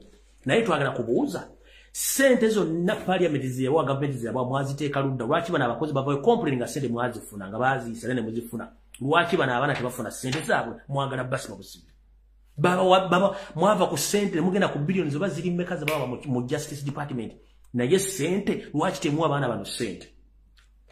Tugenze maaso but driver bano almost bakola 24 hours kubanga eri abalamuzi abasobo bwava mu kooti agenda mu meeting bwava mu meeting bagendako mu mabaala bava mabaala bagenda kuwujja ebiwojjolo okulya embizzi okukola buli kimu kye baagala nga kyali wanga atudde mu mmotoka bw'ati alinga bisumuzo bya mbokota akumye musajja bakola almost 24 hours nafuna emitwalo 23 tugenze maaso abantu bangi tebagala kwogera waliwo omulamuzi omu ali ku ddaala waliwo omulamuzi omu bayita Kabanda ono mukyala akola mu family court e Makinge era driver we yamuwaabira ewa IGG the Inspector General of Government ng'ambulanga obutamusasula nsimbi n'ansakoze omukyala ono Justice Kabanda kiyava akola kiyava alabanga aswadde nnyo obutasasula lawensi za musajja ono yali amuvuga era n'asalawo n'amugoba ku mulimu nga tamusasudde mirimu oyo naye akomplaininga bangi nnyo kati bw'ova ndi musajja yakuyingizza emmotoka kati Justice Kabanda wagoba driver wo okuba nti yakuwabire wa IGG n'ateekayo obujulizi obukulumika gwe n'omugoba mu kubanga mwe basajja mwe ne bakazi mmwe bakuba muli balamuzi naye ate amateeka temugasobolera ddodda bulungi nnyo tugenze ku muntu omulala tugenze ku balamuzi abala bangi nnyo kati waliwo ono omwogezi w'ekitongole ekiramuzi Kalemaani oli mubbi Kalemaani wakagoba baduleva basukka omukaaga tobasasula nsako zaabwe tobawa sente zijja leeti buli ayogerako gwogoba kyokka gwovaayo n'okuutira akadingidi ekitongole ekiramuzi kati Kalemaani bino byogedde nze Lumbuye ntegeezeddwako nkutegeeze nti lekera obukumpanya n'obuyaayi nga gwogera ekitongole ekiramuzi byonna bwe bayogedde mu media against this man yavuddeyo ku exposing ekitongole ekiramuzi byonna bifu kubanga naawe kennyini wakagoba abakozi badriver basukka mu mukaaga bakubanja ssente zaabwe nga tozibasasula naye ng'ate gwayogera ekitongole ekiramuzi tugenze mu maaso awo nvudde osagala balwako nnyo badriver n'aba security bajja bakubanya amasasi bajja bwe mutasasule bantu bano nga nfundikira akanyomero kano gwe wenna ng'olina driver akuvuga mukwate ng'ekyatika kubanga ye life saver yo nkiddamu gwe wenna ng'olina driver akuvuga ye life saver yo gwe wenna ng'olina maid afumba emmere n'anaaza abaana bo n'agolona n'engoye mukwate ng'ekyatika kubanga asobola okukola ekintu kyonna kyayagala 24/7 temuzannyisa bantu abo omudriver tomuzannyisa yakuuma obulamu bwo housemaid musasule ssente ze kubanga yakufumbira emmere yakutera amazzi mu kinaabiro yakugolera engoye asobola okukola ekintu banaakola abaana bo ekintu kyonna abantu bano ba mugaso nnyo naye ate mbalabe ng'abantu ba bulijjo obatwale ng'abantu temubatwala nga bisolo driver ne housemaid bantu bano ba bulabe nnyo ate ba mugaso nnyo bakola ebintu bibiri house manager ye maid ne driver ne security akukuume waka oba wa private company oba police wa mujasi. Those three people are very important in your lives. And make sure you treat them well and you pay them well because they can cause chaos and commotion anytime, anywhere. And you can use the life in your stupidness kubanga mulowooza buli muntu alina kubeera wansi wammwe. In fact, omukozi olina kwogera naye ng'ayogera ne mukwano gwo. Security guard akuume wo olina kwogera naye ng'ayogera ne mukwano gwo. Nembeera ba mukwano. Kabeera driver asobola okuteeka mu kirole ekikunyiga. So security guard or bodyguard, treat them like your friends. House managers or housemaids. And the driver, abantu abasatu, they are very, very important in our lives. Na ye mwemuloza nti bantu bawansi kubanga mwe ba boss. No. Mwemugenda ku internet mlengeri bagundi ba house managers babasasula mu Bulaya bakolera hours. Mugenda mulaba housemaids abali ku international babasasula bulungi nnyo bafuna ne leave. Mugenda mulaba ku bati driver ye muntu atazanyirwako ate nga akola 24 asobola okukola 24/7 as long as tomuyisa bulungi nnyo. So temuddamu kumanyira muntu kubayita bodyguard oba security guard, temuddamu kumanyira housemaid, temuddamu kumanyira muntu yenna ali mu kikeekyo kuba abantu bamugaso nnyo asobola okukola ekintu kyonna anytime anywhere. Kati kankubuze ku Chief Justice, there are so many people who are looking for you on a daily basis to have a conversation with you, but they can't have access on you. But this driver of yours, he can get access every day. So if he has a mission of assassinating you, he can do it. Kubanga ina access ku you, kukugwe. Gwe minister, driver wo, oba housemaid wo, alina access kugwe, akufumbira, akugololera, akola kyakola, kati bw'omusasula bino omunyiza, asobola okukola ekintu bali kibali bagala okukola. Bodyguard muntu wanjawulo nnyo, housemaid muntu wanjawulo nnyo. Ne driver bantu banjawulo nnyo kubanga bakubeera okumpi than your wife kubanga housemaid atwala budde bunyinyo nga ne family Kyekimu ku bodyguard, kyekimu ku driver. Nene mbatwala ng'ekintu eky'okuzanyisa bajja bakola ebizibu mujja bitegera osigenda kulwongeza ku nsonga endala. Kati wano bwe wali okulira okukomba essowaani.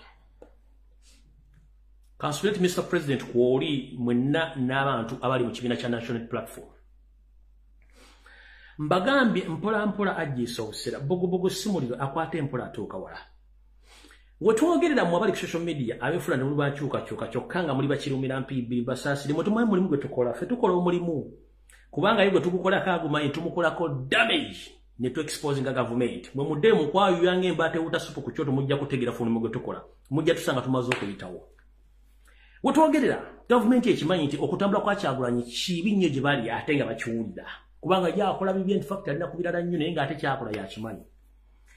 Tubadde tuliawo nga zireeta Robert Mawobe yeeyita nti ye saba yani sagana na bimanya ndozo baya akolanga akwasaganya amateeka mu government n'akola tweet n'agamba ye nga Robert Mawobe asaba government eyimirize mbagirawo okutambula kwa Kyagulanyi kwagenda yatambula okwetola ensi yonna kubanga kuleese ebizibu bingi nnyo mu ggwanga era kuviriddeko ebintu bingi nnyo kubanga byononeka gamba nga ebyobulambuzi tebakyajja mu Uganda kyoba Kyagulanyi Ssentamu yabireese bamusiga nsimbi tebakyajja mu Uganda mu kubanga Robert Kyagulanyi yabireese olw'okuba ngu atambula n'agenda n'alaga ebifaananyi by'okutulugunya n'okutta abantu nga bijjawo n'abantu abalina okusasula ne bayinvesita okuleeta simbi mu ggwanga. Robert Mawobe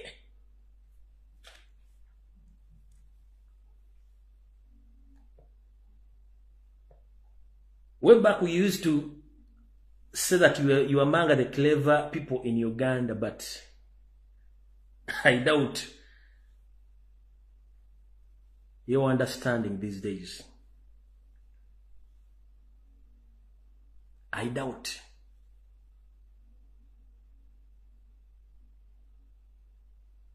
A poor man like you think like a P1 children or P1 child.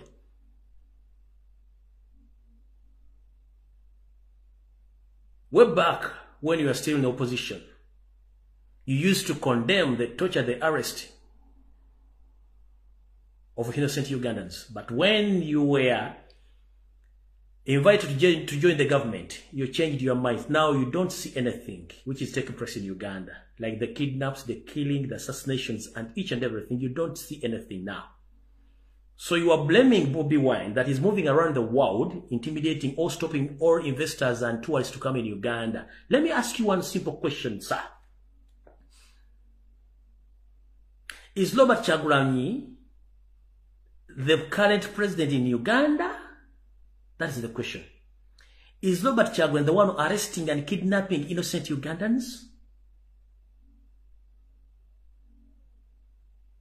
Those are the two questions. Robert Kyagulanyi is not the president of Uganda because he won the elections, but unfortunately your boss forced himself to take over power by use of gun. So the only thing you can do is to tell your boss to stop kidnapping innocent Ugandans, killing and assassinations, plus corruption. Because we are in .com era. Each and every time a person using his own smartphone, he or she can load anything on social media. And these things are being viewed worldwide. So blame your boss for his messing the country in such a way that he's using the brutal system of killing and kidnapping innocent Ugandans to the extent that he had sent even external security agents to come in diaspora to start assassinating Ugandans. So, stop blaming Robert Kyagulanyi Ssentamu. Blame your boss who doesn't understand the meaning of politics and the meaning of diplomacy. For him, what he knows better is to kill, kidnap, arrest, and intimidating Ugandans. So don't blame Robert Kyagulanyi Ssentamu. Kankadde mu Luganda. Mukulu, ovudde n'ogamba nti gavumenti eteeka envumbo ku kutambula kwa Robert Kyagulanyi Ssentamu, president of Robert Kyagulanyi Ssentamu, ogenda e Bulaaya, nti simanyi kino, kireetera abamusigansimbi obutajja mu Uganda, kireetera abalambuzi obutajja mu Uganda, era kiviirako n'abamusigansimbi obutajja mu Uganda. Olw'okuba atambula alaga abazungu ebifaananyi by'okutulugunya n'okutta n'ebintu ebiri mu Uganda. Njala kubuuza mukulu, bw'ali ng'okyali mu ludda oluvuganya ng'okyalimu empeka emera, ebintu bino wabyogeranga ng'era obiraba nti Museveni mubi era akola buli kimu, naye olunaku lwe baakuteeka mu gavumenti n'oyingira gavumenti, amaaso gaakuziba oba kyewali otegeera kyava mu bwongo ne kigweri. Nga bwe tugamba nti mbulira gw'oyita naye nkubuulira empisa ze, ate Museveni mulogo yakuyiwa Windows naawe n'oyiika. Tokyategeera na kumanya abantu nti battibwa kubanga otambula mu SC oyina abakuuma. Previous wali tolina bakuuma, wali toweetaaga mukuumi yenna, wabeeranga ku Uganda House, wabeeranga wali ku opposite akabozi ku bbiri. Ekyo ekizimbe nkyerabidde. Nga tolina kuuma wadde ow'akasaale, kati ennaku zino otambula n'eb'emmundu, oyina leading kaya kikyoyagala, kitegeeza obwongo tolina. Museveni by'omwogerangako kati byava otebivanga wo, kati lwaki ogamba Robert Kyagulanyi Ssentamu alemesezza abantu okujja mu Uganda kubanga busiru bwammwe. Genda ogambe bossi wo nti one, balekerawo okuwamba bannayuganda, balekerawo okutta bannayuganda, balekerawo okulya enguzi n'okusula eggwanga mu ntata. Ez'emmundu ezivuga mu Uganda nga bakuba basirikale, bakuba abantu amasasi ba innocent people. Golooza ki omuzungu tasobola kulaba amawulire gemuteeka ku radio ku TV? Omuzungu tasobola kumala online, New Vision kwali, NTV kweri, NBS kweri, BBS kweri, abazungu bascrollinga ne basoma ebintu ku Facebook, social media, babiraba. So tosobola kunga nti omuzungu ategedde nti mu Uganda bakidnappinga, banajja tasobola kujja. Teri investor asobola kujja mu Uganda nga n'okula president, n'okula mubbi Museveni, musoka mujjako millions and millions of dollars agati agenda kujja mu Uganda.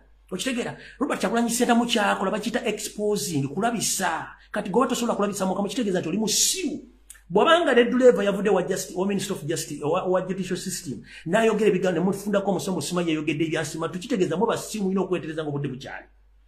Temuddamu kuvuma musango lagutta ku Kyagulanyi Ssentamu obusiru bwammwe, kubanga buli kye mukola tukiteeka ku social media by all means, ne munaatutiisatiisa tujja balabisa by all means, tujja kubalabisa by all means. Anaavaako ave kasigala kasigaleko. Obuzibu bwa Uganda yose eri nammwe abasajja abeefula bagezi nga temutegererako ddala, muli basiru nnyo. Nobati Mau, ogw'omu ku basajja tulotuzo bategerera naye tukyategererako ddala. So, kati ye kaakole kyalina okukola, kubanga nammwe mwakikola, mwalabisanga Amini, ne mulabisa Obote kandi ne Kyagulanyi kaabalabise, mpaka gavumenti ekyuse by all means. Kubanga mwe muli mu kuteetatya. By the way, I'm here to inform you, Nobati Mau, and your boss Museveni. Robert Kyagulanyi Ssentamu is not intimidated, and he's not scared about the ongoing situation because he knows. Whenever the regime resists, force is applied. So wait for force. Force is going to be applied at So stop intimidating people. They should stop him from moving around, from moving around the country, from moving out of the country. Mumarabi said that he not treat Ajikoze. He Ajikoze. Kyagulanyi si asima mascraves ez'okutta abantu, si awamba abantu, si akuba abantu amasasi, no, talina mundu, talina kukomera. Ekyo mukikola kubanga mukimanyi nti obwongo bwa busiru. Ate kati ennaku zino njagala nnyo abasajja baga nti baasoma naye ng'okusoma kwabayamba kuwandiika na kusoma mannya gaabwe naye nga bwongo bwa basiru, mbeetaaga nnyo kati nga ggwe Mau. Nti n'omwana piwa nubbi akusinga okutegeera ennaku zino kubanga wayingira mu gavumenti ya Museveni. N'okola statement naye nga tosoose kulowooza mu bwongo bwe kyenjogerako kituufu. Awo nvuddewo tugenze ku nsonga endala kati. Nina ekintu kye mbadde saagala kwogerako nakubalaga naye I'm going to be forced. Naye nga sina kikola kansooke mmala obba nnyonnyola bulungi nnyo. Nza kansooke mpiseewo kino ekya oluguudo lw'e Masaka. Najja ku Sande ne mbawa analysis yange ku butya bano batasobola kukola luguudo luno nga tebasoose ku solvinga problem. Problem y'oluguudo lw'e Masaka eri bweti nti gye baasima omusenyu yonna amazzi gano gye gaali gayita baagusimayo kati amazzi galina ttambula agasagaddawa gadda ku kkubo. Ekirala bridge ya Katonga simanyi mwaka ki gwe baagizimbiramu. Naawe wali wano simenti ogumanyi bwe baazimbira bridge ya Katonga eyinza n'okuba nga esinga ne independence ya Uganda obukulu naye nga all along ne bali tefunanga maintenance. Nkiddamu bridge ya Katonga oba bagikola ku independence oba before independence naye tefunangako maintenance oba okukyusa ebyuma bye baateeka. Mujjukira nti amazzi naddala amazzi mugalabanga gatali acidic ne somehow amazzi mabi. Yensonga lwaki tekuba bwetonya kolansi akola ki yenna anaabukana agenda kati kitegeeza amazzi gayina ebintu byetakolagana nabyo kati amazzi tegakolagana na steam. Kati njera kubuuza sagala balimba manyiza amazima agogera nga amazima simanyi olugu katongo buligi ya katongo bagikola mwaka ki bwali wamayo akola buligi ya katongo ajwa na ngambe typing wano naye eyinza nokubanga ne ku independence yaliwo naye nga tefunanga ko maintenance tewali yali akozeko kye tuyita survey okola search nti buligi eno gye tuyitako bulunako kumala emyaka nkaaga mugumu bagikola ddi tukyusizaamu ki twongeddeko ki nga ne buligi ejjinja enkadde mwagirekawo ne mukola buligi empya kitegeeza nti eriya tekyasobola kukola. Naye tulina embaata zaane teziri mu Uganda muno bafuga bali mu Uganda bafuga najja nabaga ladies and gentlemen the president of Uganda naye nga tanakyasobola kukola weyakoma yasirika waawo baŋŋambye bagikola mu 1963 nze kalikuleta nagirina wano lindako bano tujja balabisa lindako 1963 tuli mu 2023 minus 1963 buli eyina emyaka nkaaga emyaka emeka nkaaga. Imagine buligi eyo eriko highway efulumya n'okuyingiza emmotoka ez'amafuta ez'omusenyu efulumya baasi buli lunaku ndere basis nga n'emmotoka ezo kilo zeetikka oba buzito zeetikka teziri ezimu tesinampime okuyita ku luguudo olwo for 60 years. Olangambira ku mulenda akaga musanvu whatever it is Mugumya Isaac whatever it is omuzungu akola azimba ennyumba naga nekizimba ekyo kino okubeera emyaka 40 obaga ne bakimenya ne basawo ekiyumbi buligi ye katonga bwe bayina emyaka nkaaga mugumu nga mbadde temukolangako kintu kyonna wadde okufuna kati mbale musomba amayinja amanene muyuwamu temusoose kumanya amazzi ddame kigiga akoze ku fulo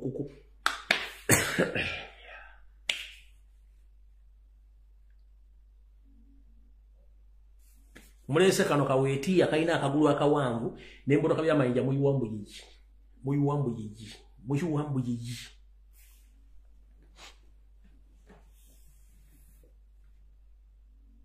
Mugumya Samuel bamugembo alimba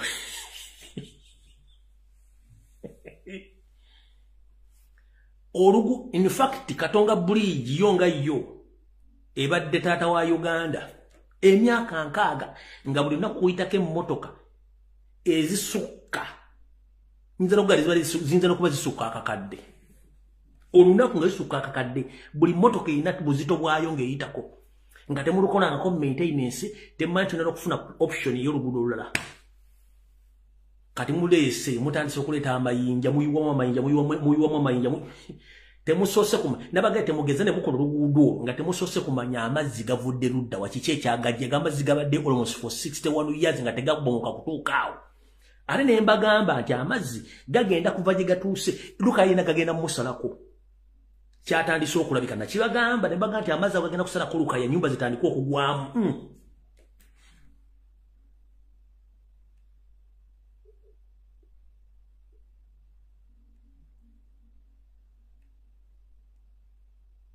Bibyo bile bagamba gagenda kulumba ennyumba z'abantu mbagenda luka yegenda kusaana wo nabagamba luka yegenda kusaana nga muloza nsaaga nakano ka video kankabazanyire era nakaluguudo olwo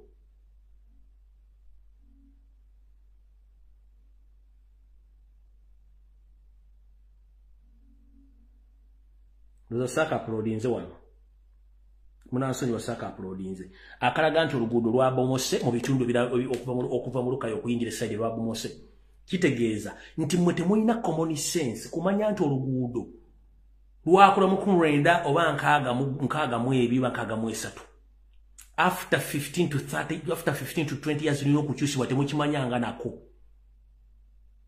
oluguudo mu luggale muddemu muyite ba constructors abapya baddemu bakole kye tuyita survey baseveyalinge kiki ekivuddeko amazzi ago okwanjala muddemu okole oluguudo olwo okuva eno gye lutandikira mpaka gye lukoma mulyoke mukole buliji temugeze ne muyiwamu amayinja ago ekisooka mwayika windows tosobola nature bange gambye nti nature egenda causing problems tosobola kustopinga nature aga amayinja ge muyiyemu enkuba egenda okutonyolwa egenda gatwala mugajja kusibira Sudan eri waggulu eri mu katuumo gye gajja okusibira ge muyiyemu olwo agenda muyiwa enkuba etonyoyo bireri mujja gawe agali katuumo mu Sudan gye gajja okusibira awo sigenda kulwana bagabo gambe nti mwegenze nga mukola oluguudo olwo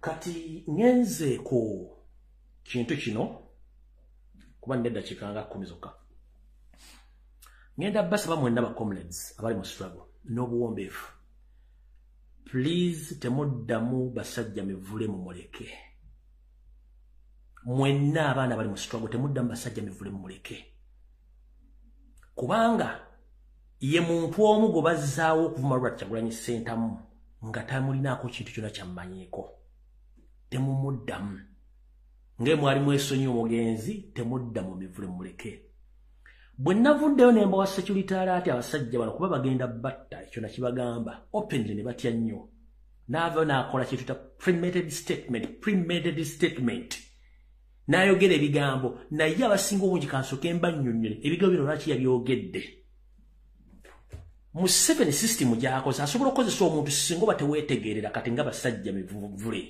n'amukozesa okukola kye tuyita okwewandiikira eddaame erirye ng'aliyogeredde nga ye litya already y'omu ku bantu gwe banteeka ku assassination system Museveni gy'agenda okukozesa okugjawo kati bwe namaze omusoma n'apaapaala ne bamuwa n'abasirikale kati bamuwadde abasirikale bennyini baddamu ne bamuwa script ey'okwogera ng'alumba Robert Kyagulanyi Ssentamu mu kulumba Robert Kyagulanyi Ssentamu bamugamba yogera ebigo bino ngo Robert Kyagulanyi Ssentamu naye nga ye mbwongo bwe tategeera nti gyakoma okuma Robert Kyagulanyi Ssentamu state ejja kikozesa nti abaamuse bavudde mu kampu ya Robert Kyagulanyi Ssentamu okuma Robert Kyagulanyi Ssentamu naye nga Museveni kennyini yamuse kati ekyo kyatalina bwongo bamugamba yogera ebigo bino abyogera yalowooza nti state bwe neeba emaze omutta bagenda capitalizinga ebigo byeyogera Robert Kyagulanyi Ssentamu yamusi yavudde kuba yamuka kabinja kikamuse naye nga gavumenti yamuse ekyo be basajja betulina mu media betuuza nti tebategeera that is a premeditated statement ono bamuwandiikidde ekiraamo kye kyennyini akyesomere naye ng'ate bakimukozesa okukireflectinga nti bwe bana bamugjeewo ebigo byayogedde nti byaluma Robert Kyagulanyi Ssentamu bandumpu tebamuviddeko okufa brain za monke yeyo system Museveni gy'akozesa edda twayimbanga kayimba wakikere mutono oba okuwaga ko ekikere kunywa amazzi kikoma okunywa amazzi kikoma okuwaga kivamu nga kibaluka obalusi kati nono omusajja kibamukozesa kati ngenda basaba temumuwa budde muleka ayogere byayogera video eno gyala mugiwuliza mbadde saagala kuba yayogedde ebigambo bingi nnyo mbadde mwagiwulidde dda nenze njagala mbawo statement yange mu dakiika 5 ku bigambo byayogedde mulyoke mutegere nti ono bamukozesezza statement nga essaayo ne bamugjawo gavumenti ejja kiriflectinga nti byayogedde ku Kyagulanyi byamuviiriddeko aba bali mu opposition Robert Kyagulanyi Ssentamu n'akabinja ke baamuse kye bamukozesezza nga takimanyi kye njagadde obategeera naye ng'ate omwami ono bambi temunenya obuteetegekera kibi nnyo buteetegekera kimbaga walimu kalowoozo kali nti obuteetegekera kibi nnyo bakozesa omusajja ono kubanga teyategekera ng'omuntu obwongo bwe si butegefu alina n'ekimbula kati mumulekete mulwana naye njala mulize video mbi nnyo munansoni mbadde saagala gizanya kuba mwagiwulidde dda naye statement zaakozesezza zijja ku kiri kyembaga nti bano bamuwaga ayogera ebigambo bino batuuka omugjawo nga state ejja kozesa nti beeryavumi bakozese bamusse njala mugiwulize bulungi nnyo sandiyagadde gizanya era mu kusookera ddala ngenda kusooka kwetondera mwenna abawuliriza programu eno n'omukulembeze wange Robert Kyagulanyi Ssentamu nandibadde sizanya video eno already yabadde dda ku social media ng'etambula naye nze okusinziira ku analysis okuva mu soso zange ez'enfuna njagadde ngizanye muwulize ebigambo byayogedde then nfundikira ebigambo byengenda okwogera muliko mutegere lwaki omusajja n'omukozesa nga tamaze kulowooza ebigambo byayogedde kubanga bw'oliza statement alinga agamba nti ebigambo bino abyogera bwe baba bamusse Robert Kyagulanyi Ssentamu yabamusse naye ng'ate already ali mu pipeline y'okumugjawo kati njagadde obasegeeza muwulire bulungi nnyo ebigambo bye kuba yayogedde ebigambo bibi nnyo so Mr. President nkusaba onsonyiwe n'abawuliza mwenna video ngenda gizanya mugiwulire nga kijagadde bagibazanyidde bwe bagiwulidde naye njagadde ngizanye musooke muwulire statement zayogedde mwaziwulidde nze ndyoke mbawe okufundikira kwange so Mr. President onoosonyiwa okuzanya video n'abantu abalala mulyoke mugitegeere bulungi nnyo biki byayogedde. Museveni agende beeratta abantu kakati tereera nkuwe bwino akabinja akatta abantu kali wano kali magere ekitta abantu abagenda okutta Frank Gashumba basajja mivule Hamisi Kigundu ngabo mwana Elisi Lumbuye yabadde asoma Dr. T Amale yazanyanga Tamale Mirundi abagenda okutta mutabani wa Tamale Mirundi enteekateeka zonna zikolebwa magere era magere balina Zoom bakolagana n'abazungu bakolagana ne bannayuganda abali ebweru mu Amerika waliwo omu ali munaganda ali Maryland musaza Maryland mu Amerika owokubiri ali musaza ya Connecticut mu Amerika munayuganda omu ali Dubai mulimu omusirikale yali wa polisi wano kati naye ali bweru abantu abo bebakicoordinatinga bebakikwasaganya waliwo n'abalala lisiti ngenda kibawa kakati bakola Zoom babeera bateesa era embizi ey'emagere eri wamu ne mukulu waayo yasinga obutemu buganda mumpulirize bwino bwe tulina embizi ey'emagere mukulu waayo yasinga obutemu bino byonna yabikola era n'abatukuba amasasi yagenda okubafuna bahitmen yagenda okubasasula sente ziva ebweru zirina bwe ziyitamu nezituuka ku mukulu w'embizzi omukulu w'embizzi n'azitwalira embizzi kakati mishoni zino zonna ez'okunoonya abanaatutta mukulu w'embizzi embizzi y'emagere mukulu waayo yanoonya abagenda okukuba abantu mbadde mu maofisi ag'ekitalo agawerako ag'ebyokwerinda nga mbabuuza ekibagaana okukwata abantu bano nga bwino tumulina ekibagaana okubakwata nga bwino tumulina bakikola mu ngeri ya nkukutu nnyo mishoni yakukyayisa Museveni abaganda bamukyawe bagenda kusaddaaka ffe batuweeyo basajja mivula affe mutabani wa Tamale Mirundi affe abasiraamu becyange nga Hamisi Kigundu bamusse kugamba bagenda kugenda nga batta abantu mu bitongole eby'enjawulo otegera mu bika eby'enjawulo abaganda banyiige bakyawe Museveni efirindi evuge wabeerewo okwekalakasa Museveni bamutteko kati ye mishoni eno ey'okutta abantu bakyawe Museveni toyinza gamba nti basajja mivule Museveni agenda kutta era Museveni nanzita Museveni mumuyita musiru bano abakola obuyeekera within nga babukolera muli munda mu ggwanga nga tebali mu nsiko be babikola ne mugamba nti Museveni agenda kutta Hamisi Kigundu era Kigundu ne bamukuba amasasi Museveni mumuyita musiru. Alright. Ebigambo ebyo mubiwulidde bulungi bw'abyogedde ekyo tuyita free method statement gye baamugambye okwogera okuggyawo byonna ebitambula mu ggwanga nti abantu battibwa statement gy'akozesezza nti embizzi y'emagere mu mateeka embizzi kisolo si muntu yagambye n'abaana b'embizzi battibwe kati bwe tuba tuli mu nsi ezirina amateeka statement gye yakoze already CID yandibadde yamuyise dda to clarify ku statement gye yakoze but olwokuba nti omukozi wa gavumenti CID tennamuyita naye njala kugamba munnange butyo bwe najja ku live ne ŋŋamba omugenzi weeye amanda mu mbugo musajja gwe musajja mukulu weeye amanda mu mbugo eno video ngenda gitereka embogole ziri kwata omuliro nja gijjawo nje posting nkiddamu weeye amanda mu mbugo embugozo lo zinaakwata omuliro ngenda kuddayo video eno gijjeyo ngitimbe ku mutimbagano kubanga ogaanye okukozesa emyaka gyo n'obuyigirize bw'olina n'obutegeevu mawulire okumanya statement state zekukozesa kuba Museveni bwati bwazaakola ebintu n'otamanya kikyoyogera na kikyogenda kuddako.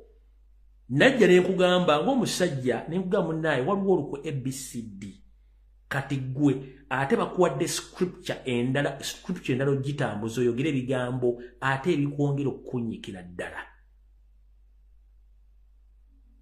Kati wennyise weeyo amanda mu mbugo. Era njala kugamba ekigambo kimu nti tulisinkana mu nsi endala naye gwe ebyo bikoze eki biwedde kubanga abantu bangi abadde nga gwe gye bakomekkereza tebamanyiyo. Kale Mukama akusaasire. Naye ngenda basaba nti ono statement bagimuwadde bali bana bamujjobe kennyini bajja gikozesa against Robert Kyagulanyi Ssentamu oba bakulembeze oba ekintu kyonna mu nnoopu. So kyenjagadde bategeeza nti eno statement yabadde mpandiike bulungi kubanga ono omwami yabadde kola ebitongole by'okwerinda gye yagenze Museveni yagenze kudda okukola training. Kati simanyi omuntu ne Mukama tusaasire bwe ntuukanga awo ntwalanga ne siva mu kuzuukuka ne mbeererayo ddala bwe ntuukanga awo. Kati kyembagambye batamanyi kye bayitayo seri bwakola system yeeyo. Yasoma ya mastermind ngeti kye bayita blackmail. He can spend billions of money to tarnish someone's name in any possible way. Museveni asobola okulema okuzimba essomero. Asobola okulema okuteeka eddagala mu ddwaliro. Now making sure nti akusiiga empitambi public ekulabe mu kifaananyi ekirala ekyagala obeeremu.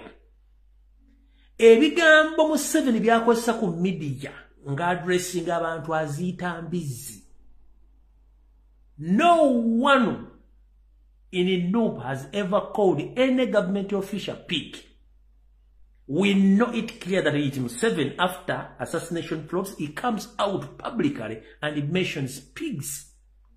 So, boba gwera bi decision byakozesa Mukama wagikoza, that means bakuvuga speedy. Bakuvuga speedy. No muntu yakumanya emyaka ebimaga nti what happened to this gentleman. Kyenjagala osooka mu senses zo. Museveni gwoliko yasiiga Idi Amin Dade Tomi nti yali abantu with a cannibal. Abazungu bakiwandika mpapula z'amawulire. But fine tugenda okinga Amin tali anko muntu tali anko wadde kibumba kyamu oyigo tuyita Museveni.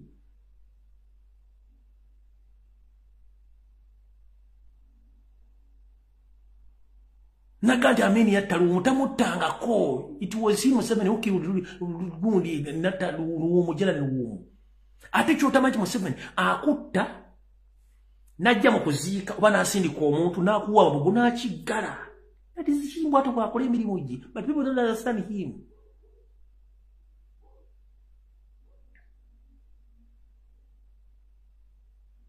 Okitegeera Museveni bw'ato bw'akola emirimu gye. The moment he failed to get you, ainakola kibaita blackmail. In any way possible, lwaki lyakozesa mukazi wo, omwana wo, omuntu akuliraanye oba amawulire okusiiga ettoobe. Kati ne bw'ogenda ku Wikipedia yonna byonna bye bali bawandiika ku Robert Kyagulanyi Ssentamu kunze ku bantu byonna kuliko byabwe ssogwa bwereere. Neffe tujja tutwogera mu gambo simme tuli ba hooligans. We are not hooligans, we are here to speak the truth. So when you speak the truth, we become hooligans. When you keep quiet, we are good people. So, we shall keep on talking and we shall keep on speaking. Whoever get annoyed, we are very sorry for you. Because it's our constitutional right to speak for those who can speak out. There are so many Ugandans who have been intimidated. TV, radio stations, all presenters, they have been intimidated not to talk about politics. Talk about issues concerned about the citizens, the innocent Ugandans. So we shall speak up. Tujja kwogera muntu yite kyemwagala, we are ready for that. Go bompite embizi. Nompita omutemu, nompita omusezi, nompita ki. I don't care about that. Kubanga akimanyi muntu gwendiringa. The moment you know the weakness of your opponent or your enemy, kiba kitegeeza nti ogenda kusucceeding. First and foremost, tumanyi Museveni kikyasobola bakiyita propaganda na media byabasinga okwagala. Addira omuntu gomulooza nti ategeera n'amufuula atategeera n'amukolera kyayagala. addira omuntu gwe mwali mulooza nti ategeera n'amufuula nti tategeera n'amukozesa kyayagala. Tunulira TV zonna n'abakozi abaziriko bonna be twali tulooza nti bategeera tugenzo kizula nti babakozesa obutategeera kati bategeererako ddala.